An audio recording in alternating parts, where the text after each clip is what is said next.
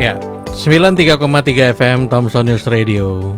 Sahabat Thompson, saya menemui sahabat Thompson kembali pada sore hari ini. Kita 6 menit meninggalkan pukul 4 sore waktu Indonesia Tengah.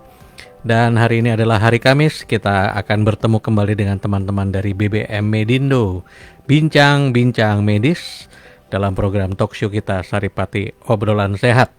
Hari ini seperti saya sudah cantumkan dalam promo kita akan ditemani lagi oleh Dr. Bayu Ningrat, spesialis kandungan. Apa kabar, Dok? Siap, kabar baik, Mas. Baik, walaupun Denpasar macet. Wow, tapi ilmu yang mengalir ini nggak boleh macet. Nggak boleh, benar. Tetap kita harus lanjut. Harus lanjutkan. Oke, Dok, hari ini kita akan membahas topiknya menarik sekali. Iya. Jadi fenomena bersalin ya, Nggih. gitu. Melahirkan normal takut, tetapi sesar tidak takut, ya kan gitu. Tapi Dok, sebelum kita membahas tentang topik utama kita ini, minggu lalu kita akan membahas tentang susah hamil ya, Betul. gitu. Betul. Dan yang menarik adalah kita kedatangan lagi satu pertanyaan yang mungkin saya akan sampaikan dulu supaya bisa dijawab karena ini kelihatannya penting ya gitu. Dari Mbak Nana ya, pertanyaannya, Dok mau bertanya apakah berhubungan harus di masa subur saja atau sampai haid akan datang? Karena ada yang bilang kalau berhubungan setelah masa subur akan mengganggu proses pembuahan dan akan terjadi implantasi. Dan kalau memang setelah masa subur boleh berhubungan, bagaimana untuk hari dan waktu yang tepatnya? Nah ini sekarang kembali kepada tujuannya dulu. Nah, ini berhubungan dalam konteks untuk menciptakan kehamilan ataukah bukan gitu. Kalau hubungan yang untuk menciptakan kehamilan hanya terjadi ketika melakukan kontak seksual di saat masa subur. Ya, itu biasanya berlangsung di pertengahan antara 2 haid. Ya, kurang lebihnya. Jadi untuk menetapkan masa subur ini kan perlu perhitungan. Kalau seandainya saja teratur haidnya, nah itu bisa tepat kita menghitung misalkan 28 hari begitu. Berarti kira-kira hari ke-14 itu masa subur. Namun sering haid teratur itu bukan tanggalnya yang teratur, tapi rentang waktu antara 21 hari sampai 35 hari dengan lama 2 sampai 7 hari. Nah ini kan agak sulit menghitung pertengahan dari masa subur antara 2 men tadi. Nah jadi kontak seksual untuk mendapatkan kehamilan lakukanlah ketika ada di masa subur si wanitanya ini gitu. Nah itu untuk menciptakan kehamilan. Namun apakah boleh kontak seksual di luar masa subur? Tentu boleh. Tentu boleh. Karena itu tidak ada berkaitan dengan kehamilannya lagi sebetulnya, tapi tidak mengganggu proses pembuahan, lebih kepada juga fase rekreasi namanya. Jadi ada fungsi organ reproduksi ini kan banyak ya. Ada 3 poin penting. Fungsi organ reproduksi, yang pertama fungsi menstruasi jelas. Yang kedua fungsi reproduksi. Kalau fungsi reproduksinya yang menjadi target, mesti dilakukan kontak seksual saat masa subur. Tapi kalau fungsi rekreasi ya siap waktu boleh. Gitu. Jadi berbedanya seperti itu. Dan itu tidak mengganggu proses pembuahan dan sebagainya. Karena jangan bayangkan bahwa yang nyantol itu lemah seperti kita yang di luar ini, bukan. Sangat-sangat kokoh, kecuali ada proses yang mengganggu. Dalam pengertian mengganggu ini bukan karena kontaknya, tapi karena pembibitannya.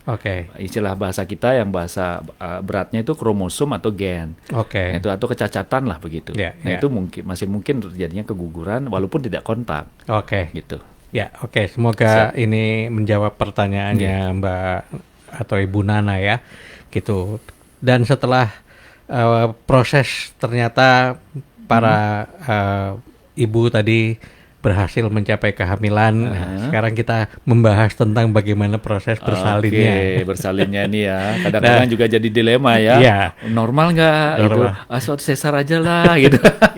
Jadi kebingungan kan? Betul. Dan ini menarik sekali fenomena yang dokter sampaikan sebagai judul, bahwa banyak sekali para ibu yang melahirkan lebih takut normal tetapi berani kalau sesar. Jadi sebenarnya fenomena apa yang dokter lihat? Nah, karena begini, secara logika medis ini, kalau kita melihat jaringan atau kerusakan jaringan yang diakibatkan oleh tindakan persalinan, dibandingkan antara dua model persalinan ini, persalinan normal dengan persalinan sesar, dalam kondisi tertentu yang normal atau wajar. Ada juga yang ekstrim terjadi ya, ketika bayi besar misalnya melahirkan dengan normal, tentu robekannya akan lebih banyak. Tapi kita bicara dalam konteks bayi yang ukuran beratnya normal gitu. Kalau ukuran beratnya normal, biasanya luka yang ditimbulkan dari proses bersalin normal itu lebih kecil dibandingkan tentu kita lihat luka yang diakibatkan oleh persalinan sesar. Ya kurang lebih lah torehannya itu sebesar 10 cm dibandingkan torehan pada yang namanya lapisan perineum ya namanya kalau bersalin normal itu di dekat dubur itu paling panjang 4 cm. Jadi sangat jauh dari segi luka. Namun yang terjadi mungkin ya di level pandangan ibu-ibu ini bukan dipikirkan hanya proses luka saja, tapi proses nyerinya Pak mungkin lebih dominan dirasakan. Menjadi sebuah tantangan gitu. Lebih baik deh saya normal sesar gitu, tapi tidak merasakan sakit. Padahal sebenarnya dua-dua apapun cara bersalin tetap ada keluhan nyeri itu. Hanya bedanya mungkin di tahap melahirkan, proses saat melahirkan itu sendiri, torehan itu tidak menimbulkan nyeri dibandingkan dengan normal. Tapi setelah itu kan tetap nyeri juga gitu. Nah ini kembali kepada sebetulnya kalau di dunia medis ini kan ada bahasa indikasi ya, indikasi medis. Kalau misalkan indikasi medis itu adalah indikasi normal, mengapa harus sesar? Begitu juga sebaliknya. Kalau indikasinya sesar, mengapa harus normal? Jadi kita tidak anti sesar, tidak anti normal gitu. Tapi dua-duanya ada tujuan untuk menciptakan proses bersalin yang berkualitas. Nah itu. Jadi jangan salah sangkakan, jangan semua yang mestinya normal harus disesar. Demikian pula jangan yang harusnya sesar semua dipaksakan normal. Nah ini yang fenomena yang di masyarakat kita ingin kita tajamkan lagi. Bagaimana sih memilah atau memilih ini? Proses mana yang harus diikuti yang menjadi kebimbangan ibu itu ada patokan-patokan yang bisa menjadi patron arahan begitu sehingga ibu-ibu tidak kebingungan gitu. Jangan sampai merasa wah udahlah semua harus sesar biar saya nggak sakit, padahal apapun caranya tetap akan memiliki rasa sakit itu. Itulah bisa dikatakan tantangan bagi ibu hamil untuk melewati fase itu untuk bersalinnya. Nah itu kira-kira. Kalau dalam konteks manfaat kesehatan nih dok, yang terkait dengan melahirkan normal dibandingkan dengan melahirkan dengan operasi sesar, itu itu tadi ya alasannya. Indikasinya. Mungkin ada kita sedikit gambarkan indikasinya yang mana yang dimaksud. Nah, yang boleh normal dan mesti atau harus dilakukan sesar. Misalnya satu contoh yang sering lumrah di masyarakat kita, misalkan posisi janinnya ini di dalam rahim ibu itu melintang terhadap jalan lahir. Artinya kepalanya berada bisa di samping kiri perut ibu atau di samping kanan perut ibu, sehingga yang bagian terbawah di dekat jalan lahir atau kemaluannya ibu itu bagian punggung ataukah bagian perutnya. Nah ini kan jelas tidak bisa melahirkan normal. Atau yang lebih ekstrim lagi mungkin ari-arinya menutupi jalan lahir loh, bolongnya nggak ada, gimana bisa lahir lewat bawah? Jadi tertutup jalan lahir, itu sudah pasti harus sesar. Ada juga di tengah-tengah nih, antara mestinya normal, mestinya juga sesar gitu. Di tengah-tengah nih boleh-boleh aja, itu istilahnya indikasi relatif. Yang tadi saya sebutkan letak lintang, ari-ari menutupi jalan lahir penuh, itu sifatnya absolut, harus sesar. Tapi yang sifatnya tidak harus atau relatif, ya boleh tidak, itu keputusan segala sesuatunya pada pasangan pasien itu. Ya pada pasien itu, bukan pada dokternya. Dokter hanya memberikan pertimbangan yang masih mungkin bahasa tanda menggelitiknya mungkin dicoba dulu gitu misalkan letak sungsang, mungkin sering dengar ya, letak sungsang atau kalau bahasanya kita posisinya sungsang. Jadi kalau posisinya sungsang ini bokongnya itu berada di bawah. Nah, kecuali kakinya di bawah itu sudah pasti sesar. Jadi ada sungsang yang kakinya di bawah, ada sungsang yang hanya bokongnya saja di bawah, atau kedua-duanya yang kompleks nih, ada yang bokong, ada kaki. Nah itu biasanya perlu sesar. Jadi kalau memang kaki ya udah sesar, tapi kalau bokong masih memungkinkan. Namun tetap dunia medis itu bukan dunia garansi. Dunia medis ini dunia upaya. Jadi perikatan upaya. Jadi hubungan dokter dengan pasien adalah hubungan kepercayaan, hubungan perikatan upaya. Jadi upaya apa yang bisa dilakukan dalam kondisi misalnya letak sungsang, dengan letak bokong sungsang. Tapi bokong saja, bukan kaki. Kalau kaki pasti dokter akan menganjurkan sesar. Tapi kalau bokong masih dimungkinkan untuk mencoba normal. Nah ini indikasi-indikasi salah satu yang bisa menjadi petunjuk ya, bagaimana memilih cara bersalin. Belum lagi kalau kita lebih detail, sebenarnya ada 4 poin yang dinilai dalam proses bersalin.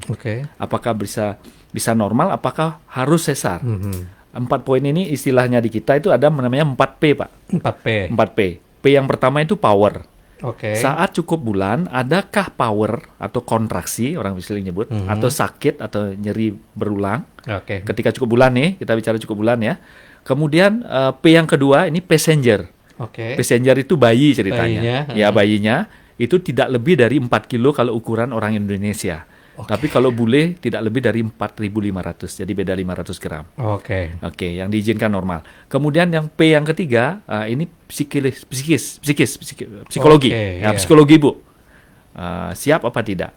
Kemudian yang keempat ini passage Pak, saluran. Saluran. Jalan lahir itu nanti ketika sudah ada kontraksi, dokter atau bidan akan memeriksa atau dokter umum akan memeriksa.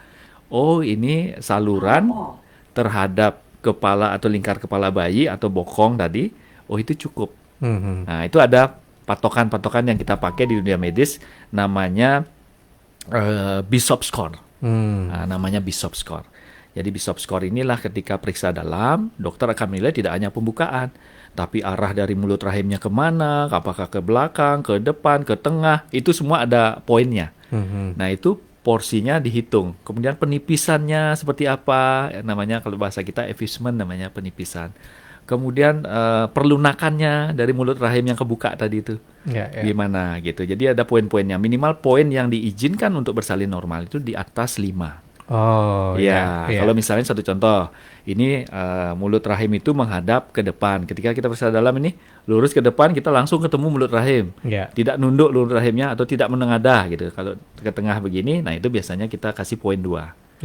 Kemudian pembukaan, kalau ketemunya 4 cm, nah itu kita udah kasih poin 2. Berarti kan tinggal nyari 1 saja. 1 karena lebih atau sama dengan 5. Itu syarat normalnya.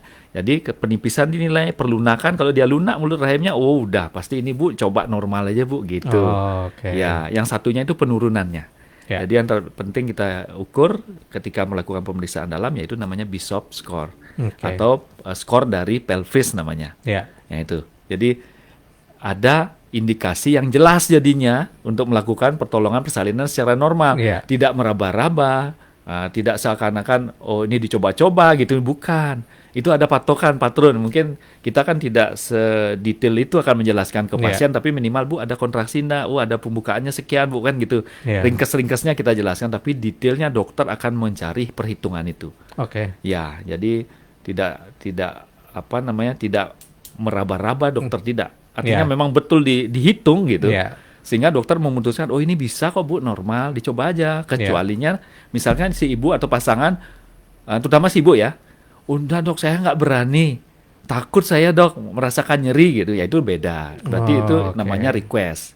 Jadi permintaan ibunya minta dilakukan sesar. Tapi biasanya kalau kita di dunia medis, kalau ibunya atau istrinya ini yang hamil ini minta, nah itu kita masih izinkan. Tapi kalau bapaknya nanti dulu.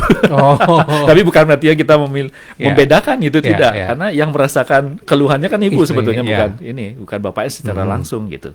Nah itu walaupun nanti kan tentu dia akan bertanya sama suaminya, gimana Pak, saya sesar aja saya takut. Nah itu biasanya suami sih iya aja gitu. Nah itu sih biasanya yang kita alami di klien-klien kita. Jadi sebetulnya memang faktor bisa psikis ya juga kalau sudah masuk ketakutan ya. Makanya termasuk dan itu tetap harus dipertimbangkan oleh dokter. Pasti. Bahkan itu poinnya cukup tinggi. Kalau psikologinya juga dari awal kan ini kontrol hamil, mereka datang ke kita, kan kita tidak hanya melihat kesejahteraan bayinya, kesejahteraan ibunya dalam konteks berhubungan dengan kehamilan, bukan kesejahteraan dia punya uang dan sebagainya, bukannya, tapi kesejahteraan bayinya, artinya sehat nggak dia, ibunya sehat nggak dia, tapi juga kita berhitung siap nggak dia menghadapi proses bersalin normal terutama ini. Ya kalau sesar sih rata-rata tidak ada pilihan lah, nggak begitu. Tapi kalau dia menuju ke persalinan normal, nah itulah yang kita baca situasi psikologisnya itu sebagai dokter, sebagai yang menangani ini terhadap klien kita. Sehingga ketika nanti sudah cukup bulan, memasuki fase cukup bulan, nah kita bisa memberikan arahan atau masukan kepada pasangan itu. Kenapa boleh normal, kenapa dia tidak boleh normal gitu. Ya. Itu jadi ada patron-patronnya. Ya, jadi kalau tadi dokter sudah bilang ketika ada pilihan yang sama-sama bisa diambil, entah itu normal atau sesar gitu, indikasi itu relatif kita serahkan ke pasangan itu, yang bersangkutan. Tapi dokter kita juga tidak bisa menjudgment kalau dia bilang aku minta sesar aja, ya itu pasti dengan pertimbangan yang sudah dia rasakan hatinya. Nah, itulah psikologis kita nggak bisa nyala-nyalain, bisa normal kok, kenapa nggak normal aja gitu. Ya, itu yang pembelajaran zaman dulu kali ya, yang masih tidak merasa, kita ikut berempati lah, merasakan apa yang dirasakan pasien itu. Dan sekarang sudah berkembang begitu banyak. Jadi terkesannya seolah-olah sedikit-sedikit sesar, padahal bukan. Jadi pertimbangannya banyak. 4P itu minimal jadi pertimbangan, ataukah Bishop score tadi. Jadi skor pelvic itu harus dihitung. Kalau itu sudah terpenuhi, ibunya sepakat, pasangan itu sepakat untuk melahirkan normal, dicoba. Coba dalam konteks yang memang ilmiah gitu. Ya, betul. Ya, karena persalinan, jangan lupa, persalinan normal itu adalah persalinan yang alamnya. Alami.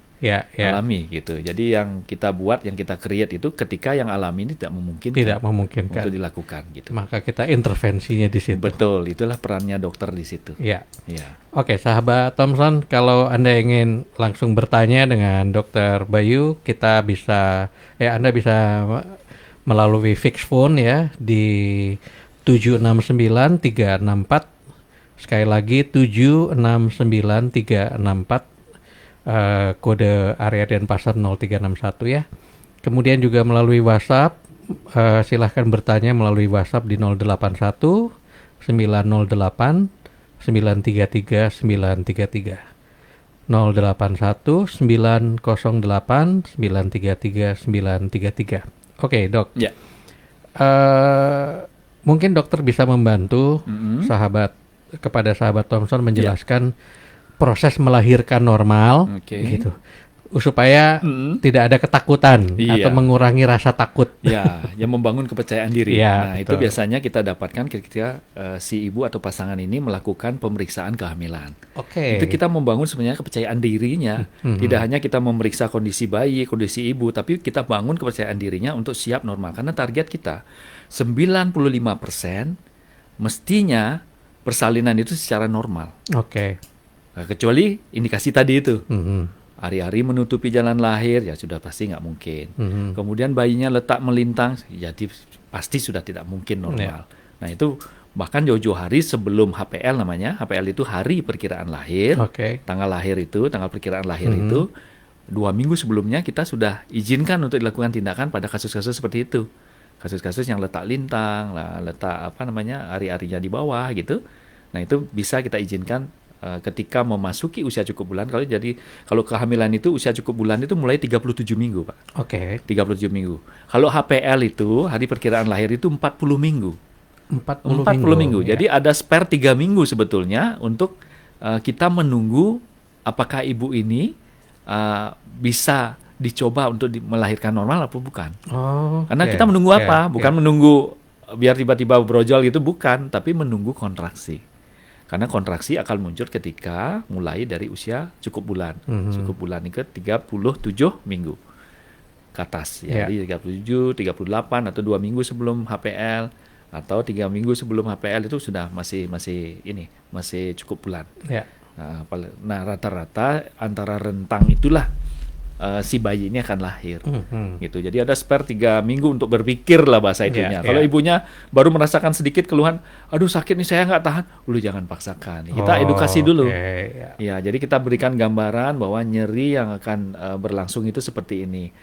Dan khas nyeri persalinan itu satu-satunya, tidak ada samanya dengan nyeri yang lain. Kalau nyeri bersalin ini khasnya sekarang misalnya sakit, belum 1 menit sudah hilang. Tapi 5 menit minimal sudah muncul lagi dia. Ada jeda, jadi ada jeda nih. Begitu seterusnya sampai lahir bayinya. Gitu. Dan jadi makin pendek rentang nyeri muncul, ya bisa 3 menit, 4 menit sekali, 5 menit sekali minimal. Nah itu makin cepat lahir. Itu makin cepat terjadi pembukaan. Berbeda dengan sebaliknya, tidak ada sakit, tiba-tiba muncul nyerinya lagi menetap, itu beda. Kalau nyerinya menetap, bisa jadi mungkin ari-arinya terlepas. Itu beda. Makanya nyeri persalinan itu nyeri yang khas yang bisa ibu kenali dan bisa kita ajarkan kepada ibunya mengenali itu. Itu. Jadi ibu nanti kalau misalnya sudah cukup bulan itu mulai usia di atas 37 minggu. Jadi 3 minggu sebelum HPL gitu misalnya kita ceritakan. Nah setelah ada kontraksi itu gambarnya kayak gini Bu. Misalnya sakit nih, sakitnya itu ada yang merasakan di depan, ada yang di samping, di belakang, di pinggang. Pokoknya ada rasa satu suasana tidak nyaman di area pinggang, perut ya, kiri kanan ya, muka belakang. Nah itu ada area yang rasa tidak enak. Nah itu berlangsungnya sebentar, tidak sampai 1 menit. Tapi 5 menit paling lama 5 menit muncul lagi dia. Kemudian belum 1 menit hilang lagi. 5 menit muncul lagi, hilang lagi, dan seterusnya. Makin pendek jarak datangnya, makin cepat proses pembukaan itu terjadi. Tapi kalau tidak seperti itu, belum. Itu bahasa ininya baru belajar kontraksi.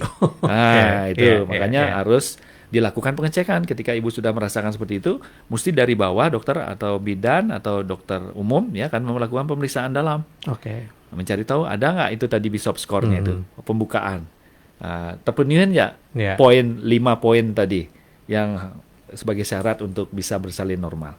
Kalau terpenuhi, nah ibu pasti akan dianjurkan opnam ya untuk mempersiapkan proses persalinannya.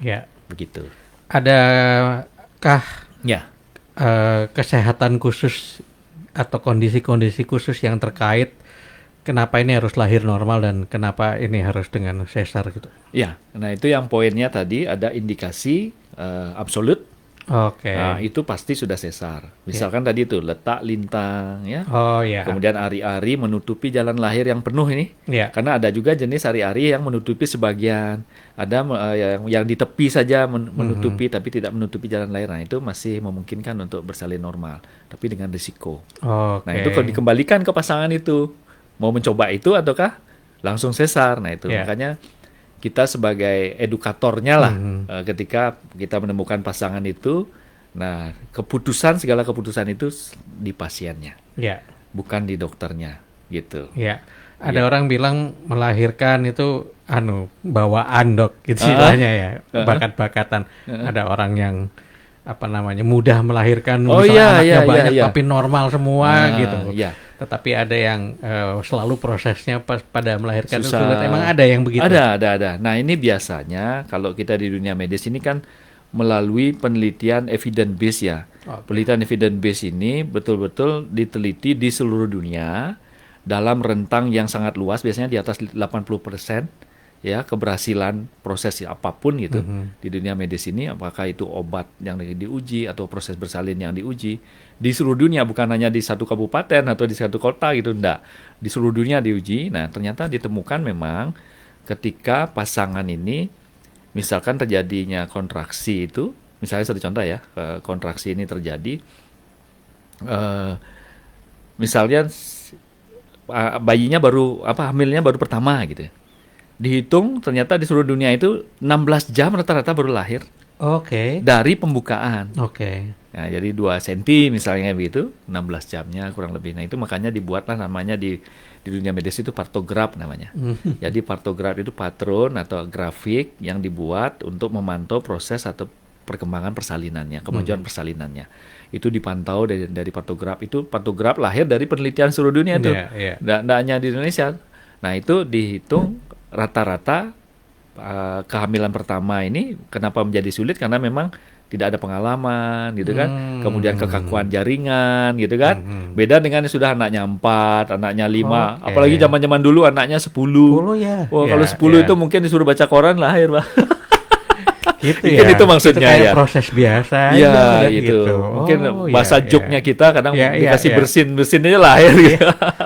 Tapi dalam kondisi saat ini yang sudah maju seperti ini, jumlah anak juga tidak terlalu banyak. Jumlah kehamilan sekarang kan rata-rata paling banyak 3 sih biasanya ya. 4 pun sudah jarang kita ketemu. Nah yang tadi dimaksudkan ada yang mudah, ada yang susah. Nah itu bedanya. Kalau hamil pertama rata-rata susah. Atau bersalin pertama, anak pertama. Rata-rata susah. Karena itu tadi jaringannya masih kaku, belum teruji gitu kan. Kemudian elastisitasnya juga berbeda. Kemudian ketakutan juga kan berbeda gitu ya. Semangat juga berbeda gitu kan. Nggak ada pengalaman kan beda dengan yang ada pengalaman nih. Kemudian anak kedua sudah mulai lebih mudah, anak ketiga lebih mudah gitu. Makanya anak keempat, anak kelima gitu biasanya ya tinggal bersin aja, suruh baca koran, ibunya lahir itu juk-juknya begitu gitu. Jadi ada apa namanya kalau dihitung di patograf rata-rata kalau anak pertama ini dihitungnya 1 cm per jam pembukaannya.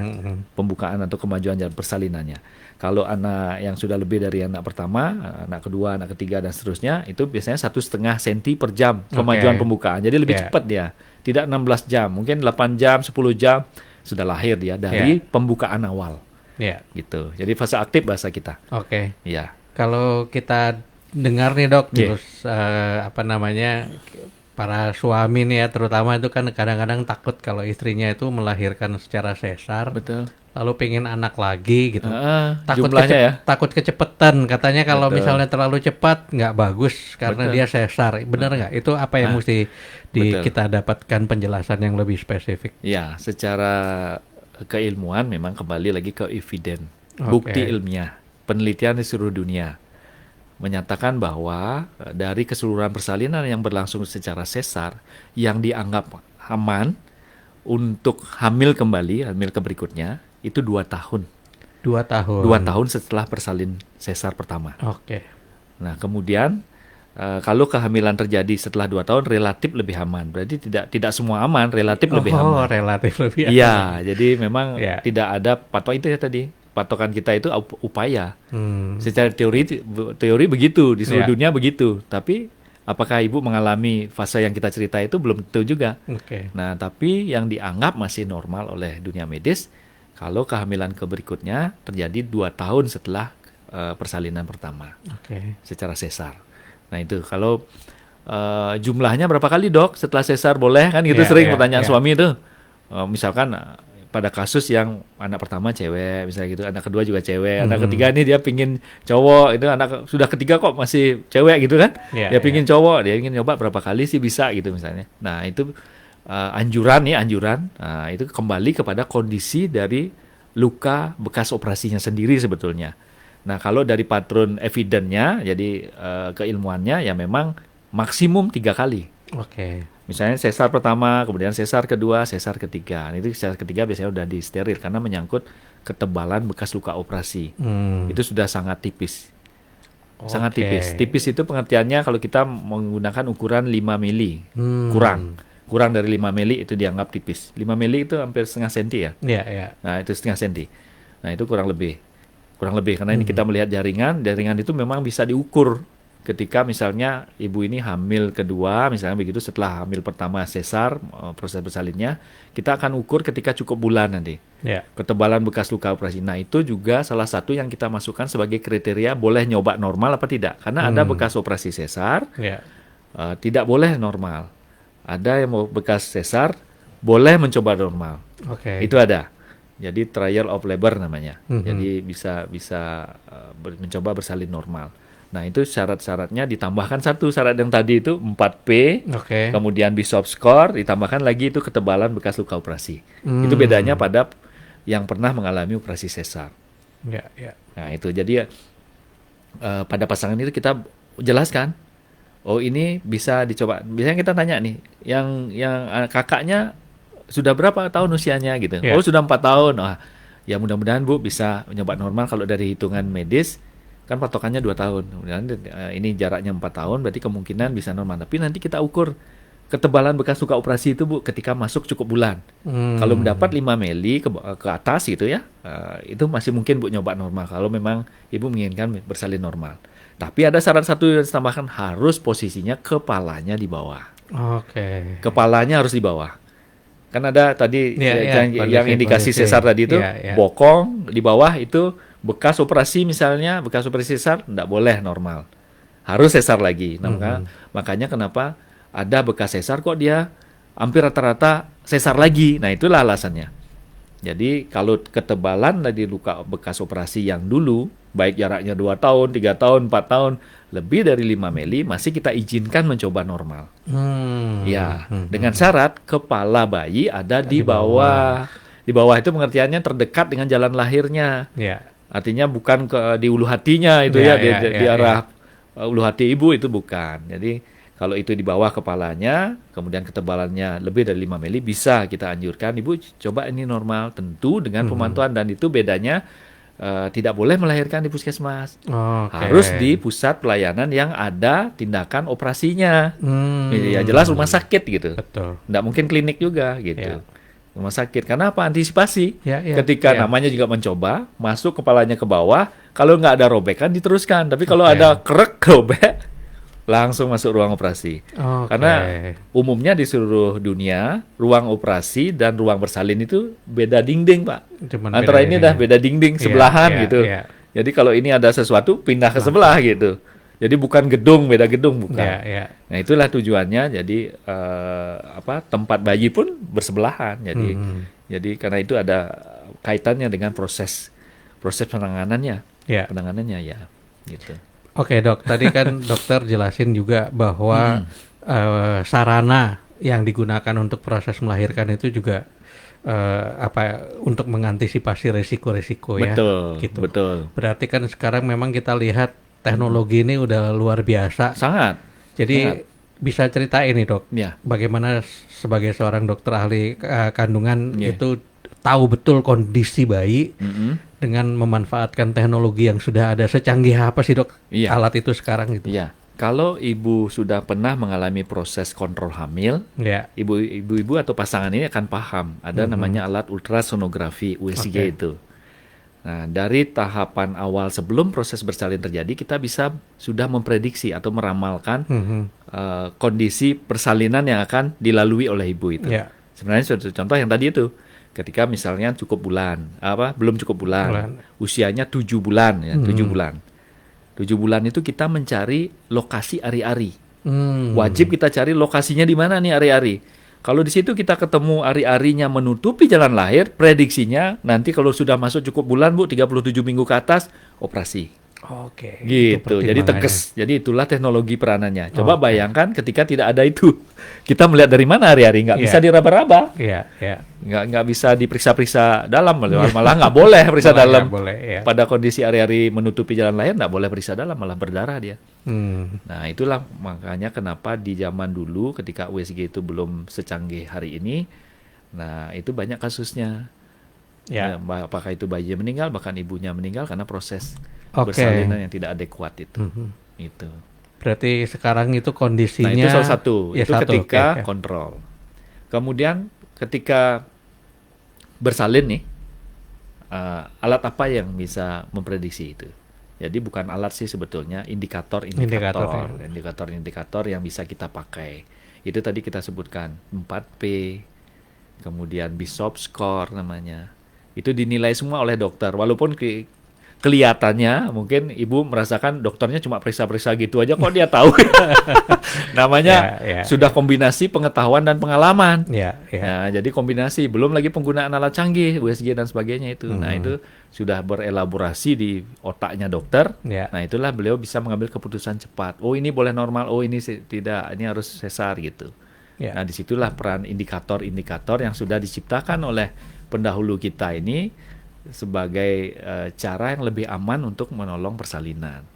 Itu semua bisa terukur dan sudah teruji. Nah, itu jadi jangan diragukan lagi lah bahasa itunya. Jadi sudah dengan patron itulah kita akan membimbing ibu ini melalui proses persalinannya. Apakah itu bersalin normal ataukah harus sesar. Itu. Jadi dokter kandungan terutama sudah punya data yang sudah digodok sehingga bisa langsung mengambil keputusan yang paling tepat. Betul. Ya kan gitu. Betul. Gitu. Kecuali memang ibunya sendiri, pasangan itu meminta, beda. Itu beda. Nah itu tadi pertanyaan yang berikut ini, bagaimana pengalaman dokter ini membantu pasien untuk membuat keputusan gitu antara melahirkan normal dan operasi sesar. Itu biasanya apa yang dokter lakukan? Iya, biasanya kita periksa dulu pasiennya. Nah, sebelum ke pemeriksaan biasanya kita wawancara dulu. Ngobrol nih sama ibu pasangan itu, dia datang dengan keluhan apa. Nah, biasanya yang umum terjadi ketika ibu itu datang, sakit perut biasanya keluhannya. Apakah disertai sejak kapan misalkan gitu. Misalnya sekian jam yang lalu gitu. Kemudian disertai nggak keluhan yang lain? Oh ada dok, keluar cairan gitu. Karena berbeda antara keluar cairan, ada keluar cairan dan tidak keluar cairan ketika ibunya mengeluhkan sakit perut. Kemudian gerakannya kita tanya, kemudian hari perkiraan lahirnya, taksiran persalinan kapan Bu, atau men terakhirnya kapan Bu, itu kita itu ini hamil keberapa, semua kita tanya itu. Ya, dari situ udah dihitung sama dokternya, tak, oh usianya, oh ini cukup bulan gitu. Jadi nggak ngomong-ngomong, dokternya sudah ngitung di otaknya gitu. Nah habis itu ditanyakan ininya, ibu rencananya seperti apa? Oh, dok, kalau saya takut melahirkan normal misalnya begitu ya. Nanti sebentar ibu, nanti kita akan melakukan pemeriksaan fisik dulu. Kalau memang memungkinkan ibu bagus coba normal. Tapi kalau tidak memungkinkan pasti kita anjurkan bu. Nah ibu kita lakukanlah pemeriksaan, periksa fisik ini dari ujung kepala sampai ke ujung kaki, baru ke pemeriksaan status lokalis namanya di perut ibu sama di jalan lahirnya. Kalau itu terpenuhi semua untuk indikasi normal, kita akan jelaskan ke pasangan itu. Kita jelaskan ke pasangan itu, ini memungkinkan Bu dilakukan pertolongan persalinan normal. Menurut Ibu gimana? Bapak gimana? Gitu. Bu, takut dok. Nah itu psikologis lagi kena yang 4P tadi. Jadi power, patient, passenger, sama psikologis. Psikisnya. Itu kena tadi, lagi. Dokter, kita berbicara masalah psikis ya, ketakutan. Saya jadi ingat bahwa banyak sekali sekarang tren ibu-ibu melahirkan itu pada saat dia menjalani proses kehamilan itu sudah melakukan apa yang kita kenal dengan hipnoterapi untuk menghilangi ketakutan itu memang begitu. Apa yang bisa dokter jelaskan? Nah itu kan kaitannya lebih ke arah mempersiapkan psikologisnya. Lebih psikis psikologisnya. Memang sudah diteliti dan itu ilmiah dan alamiah. Jadi ilmu hipnoterapi itu ilmiah dan alamiah. Itu bisa dipakai ketika kita membimbing proses terutama bersalin normal ya. Normal ya. Kalau bersalin sesar kan sudah kecepatan gitu ya. Sudah kecepatan gitu. Tetap kita sugesti. Nah, ini kan lebih ke arah bagaimana kita memberi afirmasi. Jadi membangun afirmasi ibunya itu kan begitu lebih ke arah itu sehingga ibu itu lebih yakin, lebih siap. Nah, itu membangun kesiapan mental lah bahasa itunya. Nah, itu yang dimungkinkan oleh ilmu komplementari nih. Jadi ini sebenarnya ilmu pelengkap dari dunia medis. Ya, itu tidak salah. Namanya pelengkap lebih bagus, apalagi bisa membantu dan terbukti. Nah, ini hipnoterapi salah satunya yang bisa digunakan. Membantu mengurangi nyeri terutama karena dalam proses bersalin normal itu ketakutan yang paling besar dari ibu ini kan nyeri. Sakit perutnya. Nah, itu kita bisa sugesti. Dia akan masuk ke alam pikiran bawah sadar dibantu oleh hipnoterapisnya. Masuk ke alam pikiran bawah sadarnya, membimbing pikiran alam bawah sadarnya bahwa itu melalui proses yang tidak nyeri. Nah, tentu dengan bahasa yang positif. Tidak ada kata tidak ada kata yang negatif gitu. Jadi ibu akan melalui rasa yang nyaman gitu ya dalam proses bersalin ini dibimbing seperti itu. Sehingga dan dia akan mengafirmasi sendiri, diulangi lagi dan dia akan sangat yakin dan sakit itu hilang dengan sendirinya. Gitu. Confidence untuk menghadapi situasi nyeri apapun. Itu, betul, dia lebih ini. Karena ya seperti yang kita pernah sampaikan tempo hari bahwa nyeri yang dirasakan ibu itu sudah di atas 60 desibel dibandingkan dengan nyeri-nyeri yang lain gitu. Jadi sudah super nyeri lah gitu.